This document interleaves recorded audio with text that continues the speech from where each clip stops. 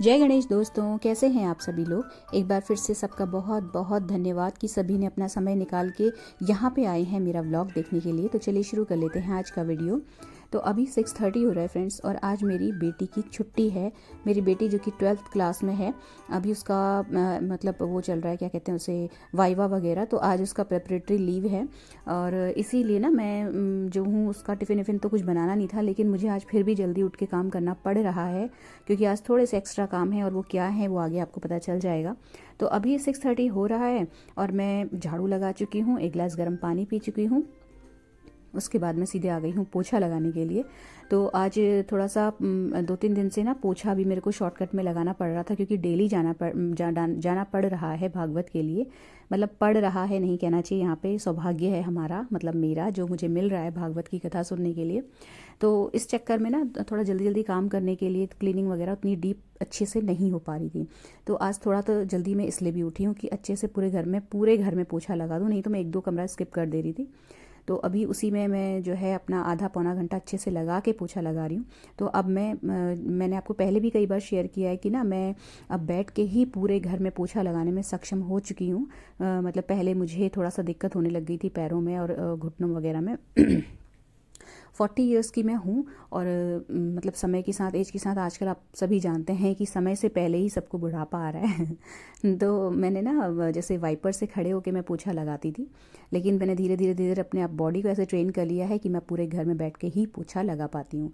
तो उसके बाद पोछा लगाने के बाद लॉन्ड्री, नहाना धोना, और जो है अपना ये सब्जी वब्जी चॉप करके फिर मैं गई थी नहाने के लिए। तो ये सब मैं मतलब नहा के भी आ चुकी हूँ, दूध आ चुका है, पक रहा है दूध, और ये सब्जी मैं कट करके गई थी। तो आज जो ख़ास बात है वो ये है कि आज मुझे 56 भोग के लिए, मतलब ठाकुर जी के 56 भोग के लिए कुछ अपनी तरफ से मतलब बना के देना है। तो इसीलिए मैं थोड़ा जल्दी उठी थी, और मुझे सफाई भी थोड़ा अच्छे से पोछा पूरे घर में बढ़िया से लगाना था। तो वो करने में मुझे लग गया था आधा पौना घंटा, मतलब पौन घंटा लग गया था पूरा। शलजम और मटर की मैं रसे की सब्ज़ी बनाने वाली हूँ। तो मैं ना पहले जो ये ग्रेटर है अदरक ग्रेट करने वाला, इससे ही टमाटर ग्रेट कर लिया है मैंने, और टमाटर ग्रेट करने के बाद उसी ग्रेटर से मैंने आंवले को भी ग्रेट कर लिया है। तो यहाँ पे मतलब 2 बार ये ग्रेटर धोने के काम से मैं बच गई। एक बार मतलब अदरक ग्रेट किया, फिर टमाटर ग्रेट किया, फिर आंवला ग्रेट किया। तो ये टमाटर जो है ये मैं डाल रही हूँ इसमें सब्ज़ी के लिए, और प्याज लहसुन आजकल हम लोग नहीं खा रहे हैं। तो इसमें सिर्फ ज़ीरा हींग गया है, टमाटर का पेस्ट गया है, और हरी मिर्च मैंने डाली है, और इसको अच्छे से भून के फिर इसमें शलजम और मटर डाल के इसका मन माफिक ग्रेवी में बना के यहाँ पे अपना काम ख़त्म कर लूँगी। तो इतने में दूध पक गया था, और जो आंवले हैं वो मैंने ग्रेट कर लिए हैं। तो आंवले का जूस निकाल के उसमें थोड़ा सा गर्म पानी पी के मैं और हस्बैंड पीते हैं आफ्टर ब्रेकफास्ट। तो हस्बैंड तो थोड़ा सा काला नमक डालते हैं इसमें, लेकिन मैं ऐसे ही पी लेती हूँ। तो यहाँ पे ये जो ये जो स्क्वीज़र है ना, लेमन स्क्वीज़र, इससे मैंने स्क्वीज़ करना शुरू किया है जब से आंवलों को। तो मुझे बहुत बढ़िया से अच्छा, मतलब अच्छी क्वान्टिटी में इसका जो रस है वो मिल जाता है। हाथ से उतनी अच्छी तरीके से स्क्वीज नहीं हो पाता है, और काफ़ी सारा रसा बर्बाद चला जाता है। तो ये जो इसको निचोड़ने के बाद जो फाइबर बचता है फ्रेंड्स, उसमें बिल्कुल एक नाम मात्र को भी रस नहीं बचता है। तो ये पूरा का पूरा आंवले का रस यहाँ पे यूज़ हो जाता है। तो 3 या 4 आंवले मैं ग्रेट करती हूँ, और उसका रस हम डेली कंज्यूम करते हैं। तो आटा मैंने लगा ही लिया था, और यहाँ पे जो है इसका काम भी ख़त्म हुआ। तो उसके बाद फिर मैंने हस्बैंड का जो है नाश्ता लगा दिया था। तो सब्ज़ी देखिए बहुत ही यम्मी बनी थी। मैं बताऊँ आपको, हम लोग सोचते हैं ना कि जितना प्याज लहसुन ये सब डालो तो अच्छी बनती चीज़, ऐसा नहीं है। इससे पहले मैं जब भी शलजम और मटर की रसे वाली सब्ज़ी बनाती थी, हमेशा प्याज लहसुन अदरक हरी मिर्च सब कुछ डाल के बनाती थी। मुझे आज तक इतना अच्छा टेस्ट नहीं आया था जितना मुझे आज आया है बिना प्याज लहसुन डाले बनाने में, बना के खाने में। मतलब ऐसा नहीं है कि हमें बहुत ज़्यादा चीज़ें डालनी पड़े तभी ही चीज़ें अच्छी बने। तो यहाँ पे ना जब तक मेरी सब्ज़ी में प्रेशर लग रहा है, मैंने जो है अपना शक्कर पारे वाला आटा लगा लिया है यहाँ पे। तो मैदा मैं सिंपली मतलब थोड़ा सा मोयन और गर्म पानी से मैंने इसे गूंदा है। तो मैंने ना इसके लिए निशा मधुलिका जी का चैनल खोला था, उसको देखा, और फिर कविताज किचन जो है उसको देखा, तो उसको फॉलो करते हुए मैं अभी आटा लगा रही हूँ। उन्हीं दोनों रेसिपीज़ को मैं फॉलो करती हूँ, दोनों मतलब जो शेफ़्स हैं जाने माने। और मैं बहुत ज़्यादा आभारी हूँ कि मैंने कुकिंग का बहुत बड़ा हिस्सा इन लोगों से ही सीखा है। तो उसी को चैनल को लगा रखा था मैंने सामने, और यहाँ पे मैंने मैदा लगा लिया है। तो मैदा इसको अच्छे से गूंदने के बाद मैं साइड में रख दूंगी, और उसके बाद फिर मैंने हस्बैंड के पराठे सेके, और उनका नाश्ता लगाया और उसके बाद अपनी रोटियां सेक के रख ली थी। तो मैं अभी नहीं खाऊंगी, जब मैं ठाकुर जी का भोग बना लूँगी उसको साइड में रखने के बाद तभी मैं ब्रेकफास्ट करूँगी। और समय से निकलना भी है, हमें 1:30 पे निकलना है, तो इसीलिए जो है थोड़ा सा जल्दी जल्दी मुझे करना है। तो ये हस्बैंड को दिया मैंने आंवले वाला रस, तो वो भी ना इस वक्त पी के चले जाते हैं, तो थोड़ा सा ये रहता है कि टेंशन फ्री हो जाती हूँ कि हाँ कोई ढंग की चीज़ पेट में चलेगी। नहीं तो ना ये जो हस्बैंड लोग होते हैं इनको अच्छी चीज़ खिलाना भी एक अपने आप में बहुत बड़ा चैलेंज है। समझते नहीं हैं ये लोग कि मतलब हमारी ही सेहत के लिए हो रहा है, हम अपना ध्यान रखें। और फिर हस्बैंड लोगों का लोग अपनी लापरवाही करते हैं ना, तो अच्छा नहीं लगता। क्योंकि फिट रहना है तो दोनों को रहना है फिट, क्योंकि दोनों ही एक पहिए की तरह हैं जो गृहस्थी की गाड़ी को खींचते हैं।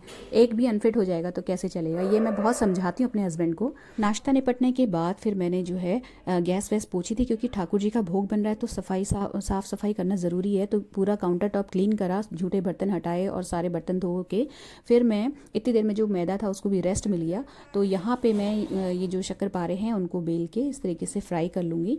तो एक नज़र जो है घड़ी पे भी है, क्योंकि तैयार भी होना है प्रॉपर वे में, और ठाकुर जी के भोग का प्रेजेंटेशन भी अच्छा करके रखना है। क्योंकि वहाँ पे ना जब भागवत होती है, जिस दिन 56 भोग वाला कार्यक्रम आयोजित किया जाता है, तो जब 56 भोग लगाए जाते हैं ना तो सामने दिखते हैं, तो मतलब एक अच्छे से कोई चीज़ बनी हो और दिख रही हो ना, दिखे ना, तो ठाकुर जी भी प्रसन्न होते हैं और देखने वालों को भी अच्छा लगता है।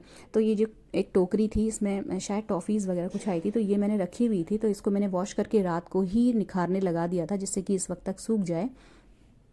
और इसमें मैंने ये एल्युमिनियम फॉइल इस तरीके से रैप कर दी है, तो थोड़ा सा ना एक मतलब कहना चाहिए थोड़ी सी चमक सी आ जाती है। थोड़ा सा ना टोकरी छिप गई थी, क्योंकि काली काली सी टोकरी थी, बुरी लग रही थी देखने में। तो इस तरीके से एल्युमिनियम फॉइल मैंने इसमें एक बार लपेटा और उसके बाद एक बार और इसमें इतना ही बड़ा टुकड़ा लेके लपेटा, तो ये पूरी की पूरी टोकरी अच्छे से छुप गई थी। एक तो ये फ़ायदा हुआ, और दूसरा ये फ़ायदा हुआ कि जो है ये एल्युमिनियम फॉइल लगाने से ना ये स्टडी रहती है, मतलब अपनी जगह से हिलती नहीं है। मुड़ गई तो मुड़ गई वाला हिसाब है। और कुछ मुझे समझ में नहीं आया तो मैंने यही लगाया था। तो इसको अच्छे से रैप करके इसको एक प्रेजेंटेबल सा लुक दिया मैंने। और उसके बाद जो है अपना साइड में मेरे जो शक्करपारे हैं वो तो तल ही रहे हैं, और साइड में मैंने चाशनी भी पकने के लिए रख दी थी। तो बस इसमें एक नैपकिन पेपर और रख दिया मैंने, जिससे कि शक्करपारे, हालांकि मैं ठंडा होने के बाद ही उनको पैक करने वाली हूँ इसमें, लेकिन फिर भी थोड़ा बहुत ऑयल जो भी रह जाए या कुछ चूरा गिरे चीनी का, उसका चाशनी का, तो वो इसमें आ जाए, इसलिए मैंने यहाँ पे एक पेपर नैपकिन इसमें रैप कर दिया। तो इसको जो है तैयार करके बास्केट में रखूँगी साइड में। और उसके बाद जो है जो शक्करपारे हैं वो भी मतलब 2 बैचेज़ में बने थे, बहुत ज़्यादा नहीं बनाए थे मैंने। एक तो मैदा भी नहीं था, नहीं तो मैं अपने घर के लिए यूज़ के लिए भी थोड़े से रख देती। जितना भी मैदा था वो मैंने गूंथ दिया था। तो ये देखिए इस तरीके से ना थोड़ा सा गोल्डन ब्राउन होने तक इनको तलना पड़ता है। और ये सेकंड बैच है, एक बैच मैं निकाल चुकी हूँ ऑलरेडी, तो ये जो है निकल गया। और मतलब मैंने ना पूरी जो शक्करपारा जो मैंने बनाया, पूरा रेसिपी देख देख के बनाया, क्योंकि इससे पहले मैं सिर्फ एक बार बनाया था, तो बहुत टाइम हो गया था तो मैं भूल गई थी। तब भी मैंने निशा मधुलिका जी का ही और कविताज़ किचन देख कर ही बनाया था, और बहुत अच्छे बने थे उस टाइम पे, इसलिए मुझे ध्यान था, तो मैंने फिर से उन्हीं का चैनल खोला और वही देख के बनाया। तो ये ना ठंडे होने के लिए रख दिए थे मैंने, क्योंकि चाशनी और जो ये शक्करपारे हैं दोनों को ही पहले थोड़ा सा ना ठंडा करना होता है, उसके बाद ही चाशनी में कोट करते हैं इनको। अभी ये जो शक्करपारे हैं ये बहुत मतलब अभी सूखे नहीं थे ना, इनको जब तक ये ठंडे और अलग अलग नहीं हो सकते इनको मैं स्टोर नहीं कर सकती हूँ। तो इसलिए फिर मैं जो हूँ, इसके बाद साड़ी डिसाइड करनी थी मुझे, तो उससे पहले मैंने अपनी ये नेल पेंट छुड़ाई, पिंक कलर की नेल पेंट लगाई थी, और अभी इसको छुड़ाने के बाद फिर से मुझे यही सेम कलर की नेल पेंट लगानी है, क्योंकि जो साड़ी है वो मेरी पिंक और येलो ग्रीन इस तरीके की कॉम्बिनेशन की है। लेकिन ये वाली ना नेल पेंट ख़राब सी हो गई थी, तो मुझे ये छुड़ानी थी, तो मैंने पहले ये छुड़ाई, उसके बाद मैंने अपनी साड़ी निकाली और उसके बाद फिर से नेल पेंट लगाई। और आजकल मौसम ऐसा ठंडा गर्म हो रहा है ना कि कभी जल्दी जल्दी काम करो ना तो गर्मी लगने लग जाती है। तो फिर मैंने पहले अपना स्वेटर जो पिंक वाला मोटा वाला पहना हुआ था वो उतारा, और जब थोड़ा नील पेंट लगा के थोड़ी देर बैठी ना, थोड़ा रेस्ट किया, फिर ठंडी लगने लगी, फिर मैंने अपनी पतली वाली रेड वाली स्वेटशर्ट डाल ली थी। तो यहाँ पे इसके बाद फिर मैं अपना जो बेड बॉक्स है वो खोला और उसमें से अपना ऑर्गेनाइज़र निकाला, जिसमें मैं अपनी एक्सपेंसिव साड़ीज़ रखती हूँ। तो ये जो ऑर्गेनाइज़र आगे मैं आपको दिखाऊंगी ना फ्रेंड्स, ये मैंने खुद से स्टिच किया हुआ है, बहुत ही कन्वीनियंट रहता है इसको निकालना बेड बॉक्स में से और इसमें से साड़ियाँ निकालना। और जो मेरी एक्सपेंसिव साड़ियाँ हैं उनको मैं इसी बेड बॉक्स में रखती हूँ, हैंगर में टांग के अलमारी में नहीं रखती। और साड़ियों के अंदर ही उनके रेस्पेक्टेड ब्लाउज़ भी रहते हैं, तो जब कभी जाना होता है कहीं और अगर जल्दीबाजी में पहले से मतलब तैयार होने का या सामान अपने साड़ी वगैरह निकालने का टाइम नहीं मिलता है, तो दिमाग सॉर्टेड रहता है कि हाँ ये वाला ऑर्गेनाइज़र खोलना है और इसमें से ये वाली साड़ी निकालनी है, तो उसके अंदर से उसका रेस्पेक्टेड ब्लाउज़ भी निकल के आ जाता है। तो ये साड़ी निकाल ली थी मैंने, और इसके साथ एक ऑप्शन के तौर पे मैं फुल स्लीव का शनील का ब्लाउज़ भी निकाल लूँगी, क्योंकि विंटर्स का टाइम है। तो अगर गर्मी मतलब लगेगा कि ज़्यादा गर्मी है तो स्वेटर उतार लूँगी, तो ये ब्लाउज़ काफ़ी रहेगा ठंड को रोकने के लिए। अदरवाइज़ वो वाला ब्लाउज़ पहन लूँगी, तो जब तैयार हुआ जाएगा उसी वक्त देख लूँगी कि कौन सा ब्लाउज़ पहनना है। तो ये वाली जो अलमारी है, इसका ऑर्गेनाइजेशन मैंने आपसे एक वीडियो में शेयर किया था। तो यहीं पे मैं अपने पेटीकोट्स रखती हूँ और कुछ ब्लाउज़ यहाँ पे ऐसे रखती हूँ जो काफ़ी सारी साड़ियों में चल जाते हैं। तो उन्हीं में से एक ये शनील का ब्लाउज़ है जो मैं निकाल रही हूँ। और ये जो साड़ियाँ टंगी हुई हैं, ये मेरी मतलब मतलब डेली यूज़ की आप कह सकते हैं, इस तरीके की साड़ियाँ हैं। तो इनके ब्लाउज़ तो यहीं रहते हैं, इसके अतिरिक्त वो वाले ब्लाउज़ जो कई साड़ियों में चल जाते हैं वो मैं यहाँ रखती हूँ। तो उन्हीं में से एक ये है पिंक कलर का शनील का ब्लाउज़, जो कि मैंने खुद स्टिच किया था, आपको अपने लास्ट कुछ व्लॉग्स में मैंने आपके साथ शेयर भी किया था। तो ये ब्लाउज़ भी निकाल लिया मैंने, पेटीकोट निकाल लिया। तो उसके बाद फिर मैं किचन में आ गई थी। तो ये ठंडे हो गए थे अच्छी तरीके से और बहुत अच्छे बने थे, क्रिस्प बने थे। तो इनको फिर मैंने ये जो मैंने बास्केट तैयार करके रखी थी उसमें भर के रख लिया, और अच्छे से मतलब ये बास्केट भर के शक्करपारे रखने के बाद जो बचे थे 2-4 पीस चखने के लिए, वो मैंने अपना एक कटोरी में निकाल लिए थे। उसके बाद फिर मैंने इसको वापस एक जो है फॉइल पेपर से ऊपर लपेट के रखा, क्योंकि जाएंगे, मुझे ऑटो में जाना होता है, तो कहीं इधर उधर गिरे ना, तो इसके लिए इसको प्रॉपर अच्छे से पैकिंग करके इसको एक पॉलीथीन में बंद करके अच्छे से गांठ वाँठ लगा के फिर मैं इसको लेके गई थी। हस्बैंड का टिफ़िन लगा के भेज दिया था और बेटी को लंच करा के मैंने किचन वगैरह समेट के फिर मैं तैयार होके भागवत कथा में चली गई थी। तो डिनर का ऐसा कुछ टेंशन नहीं है, क्योंकि वहीं हम प्रसाद पाएंगे, और हस्बैंड के लिए भी मैं वहीं से ले आई। तो यहाँ पे ना मतलब हमने जब घर आके डिनर बनाने की टेंशन नहीं होती ना, तो और ज़्यादा आनंद आता है कहीं जाओ तो ये था आज का वीडियो। अगर अच्छा लगा हो तो प्लीज़ वीडियो को लाइक और शेयर तो ज़रूर कीजिएगा, बेल आइकन भी प्रेस कीजिएगा और चैनल को सब्सक्राइब भी ज़रूर कर लीजिएगा। मिलते हैं अगले वीडियो में। Till then take care, stay healthy, happy and positive. Thank you.